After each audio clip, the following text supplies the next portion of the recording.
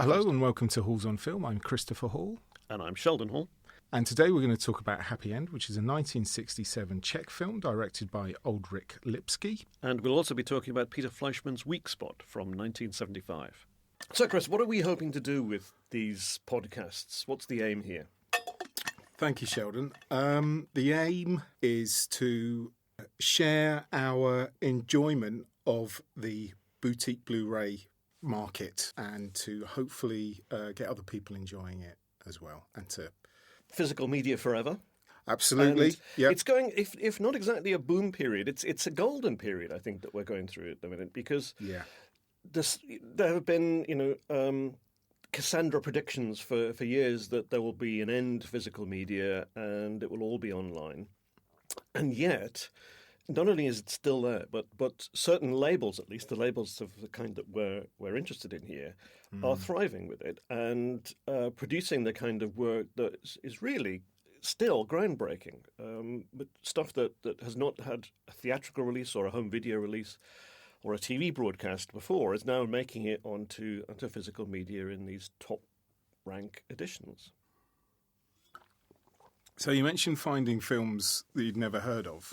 Had you heard of Weak Spot prior to receiving it? No, I'd vaguely heard of the director, Peter Fleischman. Yeah. I certainly hadn't heard of the film. And I very much doubt that I've seen any other films by Peter Fleischman. So no, that this is, and we should say the label that Weak Spot is on is Radiance. Radiance Films has been in the forefront for me in the last couple of years of finding directors and films that I'd not heard of. They're particularly good on European films, Italian cinema particularly, and Japanese films. So going back to Weak Spot. Absolutely, yes, indeed, yes. Weak Spot, yes. I just discovered this last week, having been sent it for review. So I didn't actually buy this particular edition. I saw it for review purposes, and it's one of those films I had no knowledge of at all. So I deliberately didn't. I tend, if I haven't seen a film before, I tend not to find out anything about it until after I've seen it. I want to see it blind. I want to see it fresh. Yeah, I think I'm similar. Yeah. And it's one of those films also that you cannot, tell me if I'm wrong, you cannot see where it's going. I completely agree. It plunges you into a situation which is kind of Kafkaesque in its implications. Somewhat stunning opening shot. That was in my notes. Yes. That's my first line. Yeah. Do you want to say about the shot? Because you've watched it on my recommendation. Yeah, without spoiling anything, it's a remarkable one take, one shot scene. Looking at a nondescript building out in what you think is an urban environment. Because I knew that it was a French, German, Italian production, immediately assumed, that's a Parisian street. And then you see the Greek lettering on the shops, and I was like, well, maybe it's a part of Paris that's got a very large Greek population. So that was interesting because I hadn't done any, like you, I'd gone into it blind, and I thought, oh, this is interesting. I've got to work out where I am, which I kind of like. And then some, they're not cop cars turn up, but some cars turn up, a couple of like black Fiats, I think. Yeah. A load of men in black suits come out, run into the apartment block. There's some shouting. It tilts up, and unfortunately, a man who's clearly on the run from the police jumps from his balcony. It pans down, and there's his body. There's the Kafkaesque bit kind of becomes, and the absurdist bit, which I felt all the way through, and I thought, is this going to become a comedy? Is this a black comedy? Was when they don't know what to do with the body, and they're not treating it with any dignity or any kind of, and they're clearly incompetent. It was that for me set up the special forces are a bit like the Keystone Cops in the way that they arrive, they all run, and then it goes wrong, and they're all like, "Oh, we better sort this out." And then, rather incongruously, a motorbike policeman turns up, and they pass it all over to him, and then they just drive off. And then, in a kind of Antonioni move, which was like, oh, even better, it's clear that it's being all shot through a window of a travel agent on the opposite side of the street. And then we hear some Americans talking about where they want to go. and it was very... disorientating is the wrong word, but you find yourself going, "Oh, I don't know where I am. This is really interesting." Yeah, it puts you off kilter, doesn't it? So you're not quite sure what's going to happen next, and as it develops, a suspect is arrested and is interrogated in the most unusual way. He's made to strip and then wear an ill-fitting suit that's been provided for him, and then he's interrogated by this very bureaucratic. Commissioner, I think he is, police commissioner. The director. They call him, Monsieur Director. Yeah, Monsieur Director. Yeah. With remarkable glasses. Yep. Yeah. And for, I guess, the first half or 2/3 of the movie, this person is living through a nightmare of a Kafkaesque dimension, because it seems he doesn't know what he's being accused of. He doesn't know what the evidence is against him. He's an ordinary guy. He's just been picked up randomly in a cafe because he said the wrong thing to someone who himself seems to be caught up in criminal activities. And then, at a certain point, well into the movie, things are upended. Yeah, at the beginning you think, oh, this might be a bit of a edgy North by Northwest. This is interesting. Not sure where I am. They're clearly in Greece, but they're all talking French. I'll go with it and see what happens. They're clearly travelling through Greece, and there are a lot of travelling shots, and that seems to be making a point about travelling through the landscape with a remarkable Morricone score. And then at one point I thought, oh, maybe it's going to be a bit more like Midnight Run. And I think one of the reasons is, unlike North by Northwest, which I think Cary Grant is in every scene in North by Northwest, there are one exception. Yes, there are scenes where the antagonists just have conversations about, well, he'll start talking when we start breaking his legs. Mm-hmm. And up until that point, you think you're in a North by, a slightly satirical, edgy North by Northwest, and you think, oh no, he's going to get his legs broken, and he's an innocent man. It's not fair. Mm. And of course, he says a few times, "I've got to be back at work on Monday." You think, so what is going on? Yeah, it goes in so many unexpected directions. Yeah, I mean, I was trying to think of, is this a genre movie or is it not? I mean, in one sense, it's a crime film. It's you could argue that it's a suspense thriller of a sort, but it's a deeply idiosyncratic one, if it is. Yeah. It starts from a situation that could form the basis of a conventional thriller, but this is a film that kind of refutes any expectations that you might have of a police investigation thriller. And even the Kafkaesque element is a bit misleading, because that analogy, that flavour, also proves to be unreliable. The film will again, pulls the rug out from you at a certain point. And you have to kind of recalibrate your assumptions and expectations for what's going to happen next. And I do like films where it becomes impossible to predict how it's going to develop. I found, and this, I might be reading too much into it. Go ahead. That's okay. So there's Orangeade. Mm-hmm. So there is an aspect to it which is a sort of a road movie with three blokes bonding on the road. They get to a place and they all have orangeades. But then when one of them leaves, he goes to what we believe is his direct boss, and they very, very pointedly open up 2 bottles of Coke. There's no ambiguity. We are opening Coca-Cola.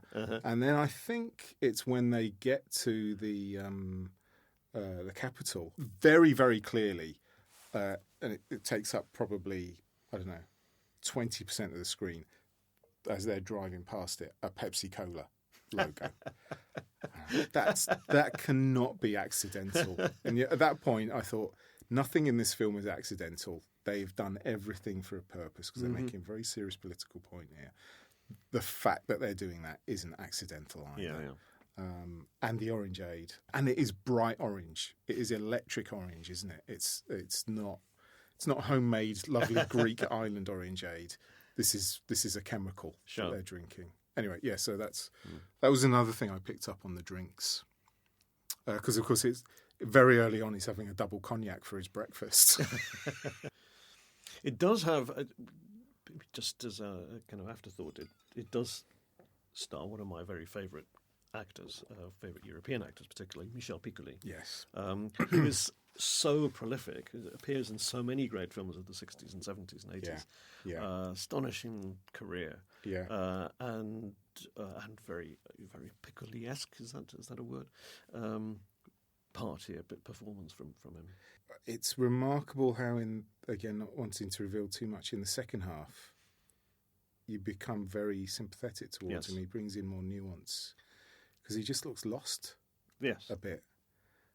Yes, unexpected. Yeah, there's a kind of vulnerability there that, given his role in the drama, doesn't actually seem to sit easily. But for me, it kind of started at the beach, I think. Mm-hmm. When because he doesn't know what to do. He can't take off his jacket because he's wearing a gun. Yeah, and maybe he takes off his dark glasses a bit more often, and you're able to access his eyes where there's a bit more kind of disappointment in life there. That was I think I wrote somewhere in my notes. That was a note that I wrote, that particularly the aspect which is three blokes driving somewhere. There is an air of disappointment with what they're doing. They can't do anything else, and just general compliance. We've got to do this because this is what we do. There's no. Let's just go with it. Let's just get it over with, and then we can go back to life and things like that. Your choice was Happy End. Happy End. Yes, by. Now we're going to struggle pronouncing the director's name, aren't we? Ulrich Lipski. Apologise if that. So he's a Czech director from '67, part of the Czech New Wave on second run, who have got a very good library of Czech New Wave films. So I bought this because I probably a bit like you. I endlessly browse in physical shops, and I will read the backs. And I read the back, and on the back it said, "This wildly inventive and disarmingly hilarious Czech film predates the use of reverse chronology narratives in more celebrated fiction, theatre and Hollywood cinema. Upending the usual narrative flow, Happy End is a dark, surreally Dadaist delight."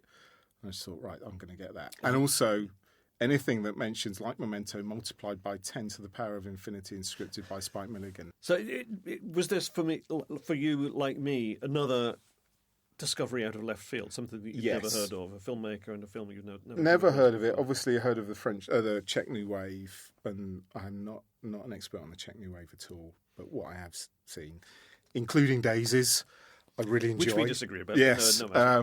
But yeah, I liked Happy End. And it was Memento turned up to 11 with a script by Spike Milligan. Mm-hmm. And crucially, I think for me as well, coming from an editing background and a documentary editor, it didn't overstay its welcome. It had one story to tell, did it well, let's move on. Well, that was the end. Yeah, and this is true of a lot of Czech films, that they are very tightly constructed. 70 minutes, 75 minutes or so, and you're out. And the construction of it has to be much more precise than of a conventionally chronological film, because each line has to lead on to has to lead on in two directions. Yeah, it has to work both going forward and going backwards, as it were. We should explain briefly what the premise of the film is. Yeah, so it goes backwards. It starts with the protagonist's death.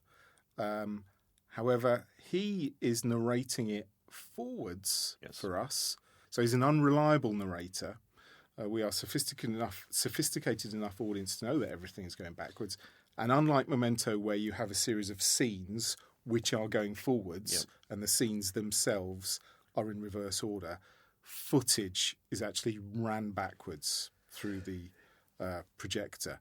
each line is, as it were, the line before. Yes. So as you say, that not only the scenes are in reverse chronological order, but the contents of each scene is in reverse order. So a line that should come at the end of the scene as it comes at the beginning, and then the next line is the line that would have come immediately before it, and so on and so forth. Yeah. In a very few instances, people speak in reverse, so the dialogue is actually played back as if you were rewinding it on a tape recorder.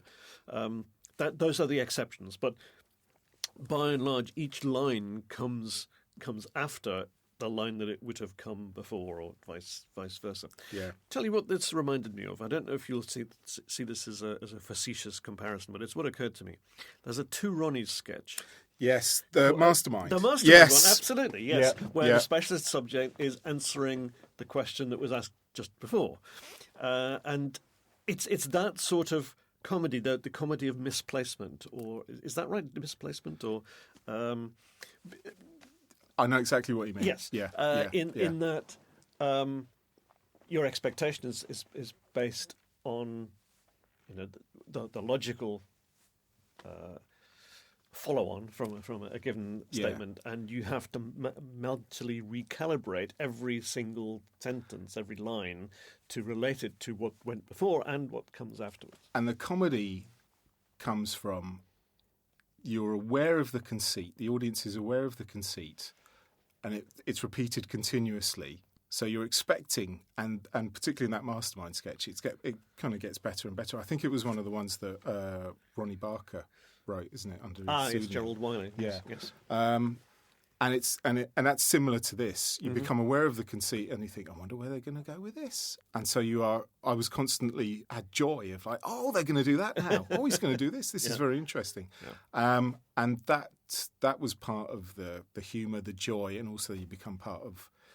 Again, it's making a very important political point about propaganda, unreliable narratives, and all of that. That makes it a very fulfilling experience as a viewer, because it's like, I have to think about this. I think I'm understanding what they're saying on the different levels. Using comedy to make a very serious political point. I mean, it's a common Eastern European trope to follow a personal odyssey of someone who experiences travails in life and meets an unfortunate end, and it's upending that tradition by presenting that personal odyssey in reverse, and it's a tragic narrative, but it's also a comic one, and the absurdism comes from the mixture of these contradictory elements and the presentation. I think crucially for me, Sheldon, did you enjoy it? I did, yes. Sorry. True of Weak Spot too. I mean, both of these films are enormously entertaining. Yeah. I did think occasionally that Happy End is a one-joke movie, but it's a joke that's sustained, partly because it, as you say, it doesn't outstay its welcome, but also it's inventive moment by moment. So new elements are constantly being introduced as we reverse through the hero's life. New characters are being presented, new situations. So you're always being surprised by something. Do you know anything about the production or exhibition history of this one? Did it get widely distributed at all? I know nothing about it, no. Which I should have done some research about that, sorry. And so forth. And I do think Second Run are very good at very short... They're non-fancy booklets, the Second Run booklets. Very, very, very, very simple essays. Very well. I find those very informative. Yeah. And I'll sometimes, weeks before actually watching the film, break up in the shrink wrap just to read the booklet, just to see what they've got to say. Yes, it's and of course sometimes with these special editions, it's only the first printing of the discs that has the booklet. Yeah. So you have to get them quick. Unless you're going to pay a fortune for them on eBay, as I have sometimes done, in order to get the booklet as well as the disc. It's also worth saying that as someone who has contributed to these discs, it's a nice source of work that you get. Not these particular labels, but it's an opportunity for academics and journalists to extend their knowledge or their experience to a different realm by contributing to these special releases. So you're part of the package. There are numerous details in both films that would repay further viewings. To in one of the things that these films do is just continually make it difficult to anticipate. I mean, we talked about this earlier, and I suspect reviewing them, they would reveal quite different patterns with the knowledge of how they turn out. So my question to you, Sheldon, is: would you watch Happy End and Weak Spot again? Possibly not as a double bill, but absolutely. I think both of these films need to be seen at least twice. Having experienced the misdirections and cheated expectations of both films, a second viewing is absolutely essential, I think. I had to rebind bits of Weak Spot. Yes, I did. What happened there? Yes. What did I miss? And that is the advantage of the medium. Yeah. Wonderful. Thank you very much. And thank you. Well, I've been Christopher Hall. And I've been Sheldon Hall. We've been Halls on Film, and we hope to see you again.